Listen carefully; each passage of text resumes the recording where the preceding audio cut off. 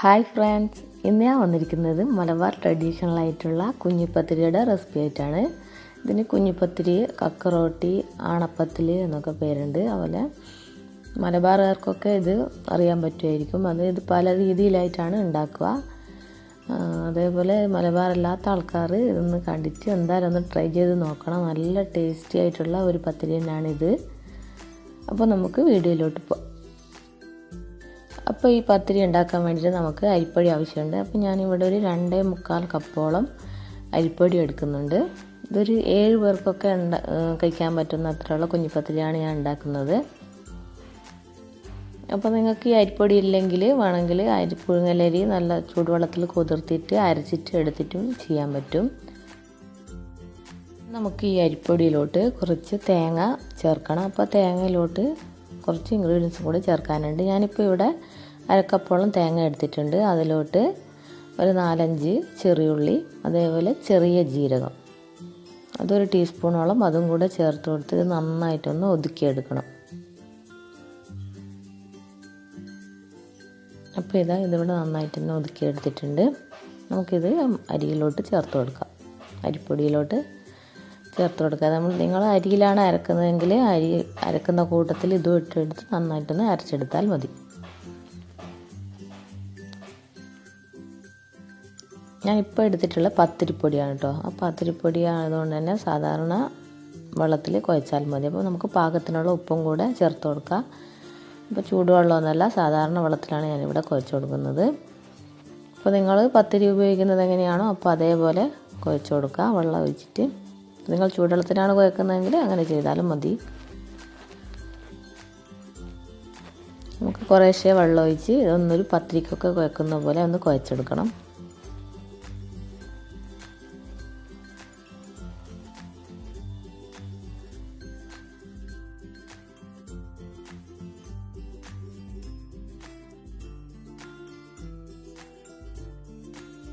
അപ്പോൾ നമ്മളെ പത്തിരിയുടെ മാവ് ഇവിടെ നന്നായിട്ട് തന്നെ കുഴച്ചെടുത്തിട്ടുണ്ട്. ഇതേപോലെ ഉരുട്ടിയാൽ കിട്ടുന്ന പാകത്തിൽ കുഴച്ചെടുക്കണം.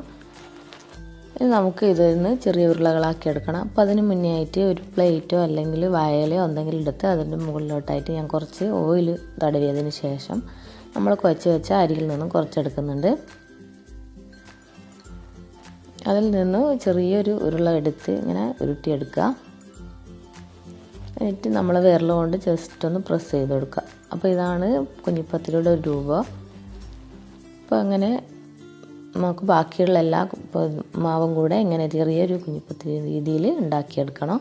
അപ്പോൾ ഇങ്ങനെ ആക്കിയെടുക്കുന്നത് എന്തിനാണെന്ന് വെച്ചാൽ ഇതിൻ്റെ ഉള്ളിലോട്ട് കറി നന്നായിട്ട് എത്തി ഈ കുഞ്ഞിപ്പത്തിരിയിലേക്ക് നല്ലൊരു ടേസ്റ്റ് ഉണ്ടാവും. അപ്പോൾ അതിനാണ് ഞാൻ ജസ്റ്റ് ഒരു ഹോൾസ് പോലെ വെച്ച് കൊടുക്കുന്നത്. അപ്പോൾ നമുക്കിതെല്ലാം തന്നെ കുഞ്ഞിപ്പത്തിരിയുടെ രൂപത്തിലാക്കിയെടുക്കാം. അപ്പോൾ ഇതെല്ലാം തന്നെ ഞാൻ ഇവിടെ ഉരുട്ടിയെടുത്തിട്ടുണ്ട്. ഇനി നമുക്കിതൊന്ന് വേവിച്ചെടുക്കണം. അപ്പോൾ അതിന് വേണ്ടിയിട്ട് ഞാനിവിടെ ഒരു ഇഡ്ഡലി ചെമ്പ് അടുപ്പിലോട്ട് വെച്ചിട്ടുണ്ട്. അതിലോട്ട് ഈ ഒരു പത്തിരി വെച്ച് കൊടുത്ത് നമുക്ക് ആവി കയറ്റി ഒന്ന് വേവിച്ചെടുക്കണം.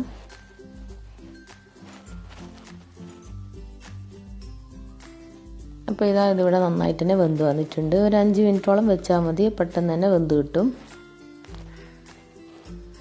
നമുക്കിത് മാറ്റിയിട്ട് പകരം ഞാൻ വേറെ ഉരുട്ടി വെച്ചിട്ടുണ്ട്. അപ്പോൾ അതും കൂടി ഒന്ന് വെച്ച് കൊടുക്കുന്നുണ്ട്.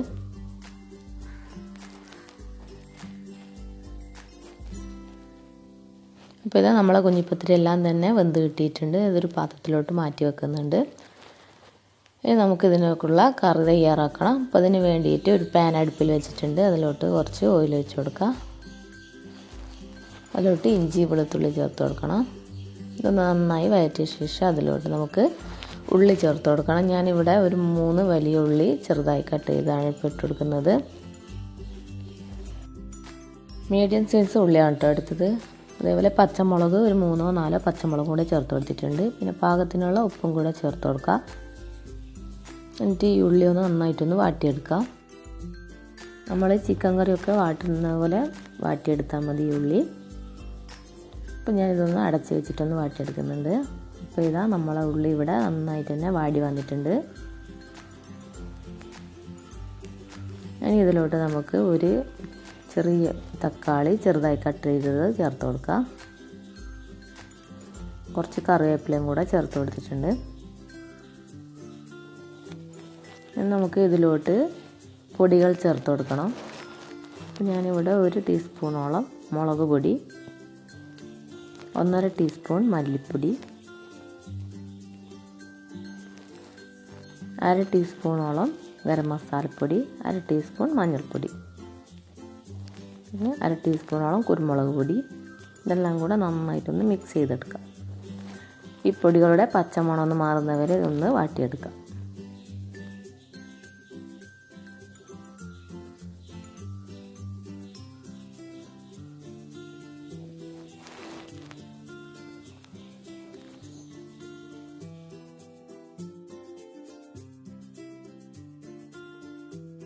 ഇനി ഇതിലോട്ട് നമുക്ക് കഴുകി വൃത്തിയാക്കി വെച്ചിരിക്കുന്ന ചിക്കൻ ചേർത്ത് കൊടുക്കാം. നമ്മൾ ഇറച്ചിക്കറിക്കൊക്കെ വെക്കുന്ന ആ പാകത്തിലുള്ള കഷ്ണത്തിനേക്കാൾ ഒന്നും കൂടെ ചെറിയൊരു കഷ്ണാക്കിയിട്ട് വേണം ചിക്കൻ ചേർത്ത് കൊടുക്കാൻ വേണ്ടിയിട്ട്. നിങ്ങൾക്ക് ഈ ചിക്കന് പകരമായിട്ട് ബീഫോ അല്ലെങ്കിൽ ചെമ്മീനോ ചേർത്ത് കൊടുക്കുക. രണ്ടും ചേർത്താലും ടേസ്റ്റ് തന്നെയാണ്. പക്ഷേ ഇതേപോലെ ഒന്ന് വെച്ചാൽ മതി. ഇത് തന്നെയാണ് സെയിം. പക്ഷേ നമ്മൾ ചിക്കൻ ഇടുന്നതിൻ്റെ സ്ഥാനത്ത് ബീഫോ അല്ലെങ്കിൽ ചെമ്മീനോ ചേർത്ത് കൊടുത്താൽ മതി. ഇനി ഇതിലോട്ട് കുറച്ച് വെള്ളം ഒഴിച്ച് കൊടുക്കാം. നമുക്ക് ഈ ചിക്കൻ ഒന്ന് വെന്ത് കിട്ടണം. അപ്പോൾ അതിന് പാകത്തിനുള്ള വെള്ളം ഒഴിച്ച് കൊടുത്താൽ മതി. ഇത് നിങ്ങൾ കുക്കറിലാണ് വെക്കുന്നതെങ്കിൽ ഒന്നും കൂടെ നല്ല ഫാസ്റ്റ് തന്നെ വെന്ത് കിട്ടും. ഞാനിപ്പോൾ വീഡിയോക്ക് വേണ്ടിയിട്ടാണ് ഈ പാനിലോട്ട് വെച്ചത്. കുക്കറിലാണെങ്കിൽ ഒന്നും കൂടെ ഫാസ്റ്റ് തന്നെ നമുക്ക് കിട്ടും. അപ്പോൾ നിങ്ങൾ ചെയ്യുകയാണെങ്കിൽ ഒന്ന് കുക്കറിലോട്ട് വെച്ചാൽ മതി. അപ്പോൾ നമുക്ക് പെട്ടെന്ന് തന്നെ ഉണ്ടാക്കിയെടുക്കാൻ പറ്റും. ഇനി പാകത്തിലുള്ള ഉപ്പും കൂടെ ചേർത്ത് കൊടുക്കാം. ഇനി ഒന്ന് അടച്ച് വെച്ച് നമുക്ക് നന്നായിട്ടൊന്ന് വേവിച്ചെടുക്കാം. ഈ ചിക്കനൊക്കെ വേകുന്ന ഒരു ടൈം വരെ ഒന്ന് അടച്ച് വെച്ച് വേവിക്കാം. അപ്പോൾ ഈ ചിക്കനൊക്കെ ഒന്ന് വേവുന്ന ടൈം കൊണ്ട് നമുക്ക് ഈ കറിക്കുള്ള അരപ്പ് തയ്യാറാക്കണം. അപ്പോൾ അതിന് വേണ്ടി ഞാനിവിടെ 1/2 മുറി തേങ്ങ എടുത്തിട്ടുണ്ട്. അതിലോട്ട് 1 ടേബിൾ സ്പൂണോളം വലിയ ജീരകം ചേർത്ത് കൊടുക്കാം. പിന്നെ ഒരു 7 ചെറിയ ഉള്ളിയോളം ചേർത്ത് കൊടുക്കാം. പിന്നെ പാകത്തിനുള്ള വെള്ളം ഒഴിച്ച് ഇതൊന്ന് നന്നായിട്ടൊന്ന് അരച്ചെടുക്കാം.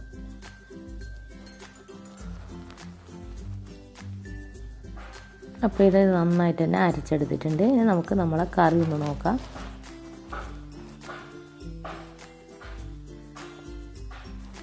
അപ്പോൾ നമ്മളെ കറി ഇവിടെ ഒന്നും കൂടെ ഒന്ന് ആവാനുണ്ട്. അപ്പോൾ ഞാൻ വീണ്ടും ഒന്ന് അടച്ച് വെച്ചിട്ട് ഒന്നും കൂടെ ഒന്ന് വേവിച്ചെടുക്കുന്നുണ്ട്. അപ്പോൾ ഇതാ നമ്മളെ കറി ഇവിടെ നന്നായിട്ട് തന്നെ വെന്ത് വന്നിട്ടുണ്ട്. ഇനി ഈ കറിയിലോട്ട് നമുക്ക് അരച്ച് വെച്ചിരിക്കുന്ന തേങ്ങ ഒഴിച്ച് കൊടുക്കാം. ഇത് ഒഴിച്ചതിന് ശേഷം നന്നായി മിക്സ് ചെയ്യുക. എന്നിട്ട് ഉപ്പൊന്നും ഇല്ലെങ്കിൽ പോരെങ്കിൽ ഉപ്പ് ചേർത്ത് കൊടുക്കുക. അതേപോലെ നിങ്ങൾക്ക് എരിവ് വേണമെങ്കിൽ പോരെങ്കിൽ ഈ സമയത്ത് എരിവൊക്കെ ചേർത്ത് കൊടുക്കുക. ഇനി നമ്മൾ വേവിച്ച് മാറ്റി വെച്ചിരിക്കുന്ന കുഞ്ഞിപ്പത്തിരി എടുത്ത് ഒന്ന് തിളപ്പിച്ചെടുക്കണം ഇതിൽ നിന്ന്. അപ്പോൾ നമ്മൾ വേവിച്ച് മാറ്റി വെച്ചിരിക്കുന്ന കുഞ്ഞിപ്പത്തിരി മുഴുവനായിട്ട് ഇതിലോട്ട് ഇട്ട് കൊടുക്കാം.